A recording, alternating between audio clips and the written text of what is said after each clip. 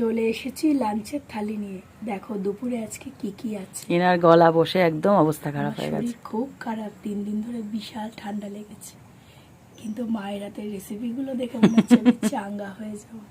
এখানে নিয়েছে গরম গরম ভাত, এখানে হচ্ছে চিংড়ি শুটকির চাটনি, ঝাল চাটনি মানে ভর্তা।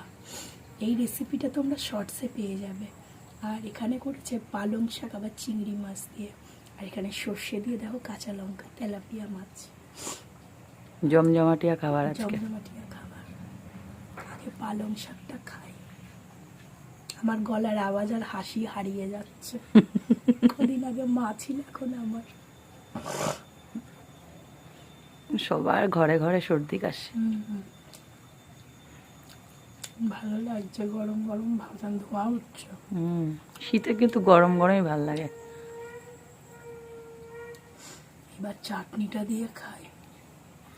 আর ধনে পাতা দিয়েছে। এটা ঠাকুমা বানিয়ে রেখে দিত বয়ামে করে ভরে, তেল ছাড়া তো অনেক দিন থাকতো। দারুণ লাগছে, দারুণ দারুণ না? এ তো শুটকি, মানে লোটে শুটকির থেকেও টেস্টি। চিংড়ি শুটকি ভর্তা খুব ভাল লাগে। মোচে এটা দিয়ে পুরো ভাত। এইটুকানি দিয়ে অনেকটা ভাত খাওয়া যায়। মাছটা খেয়ে দেখি, দারুণ হয়েছে শুটকি মাছটা। তোমরা বাড়িতে ট্রাই করো, যারা খাও না তাদেরও ভালো লাগবে। না বলে যদি বানিয়ে দেওয়া যায় তারা ধরতে পারবে না, কিন্তু কোনো গন্ধ থাকে না।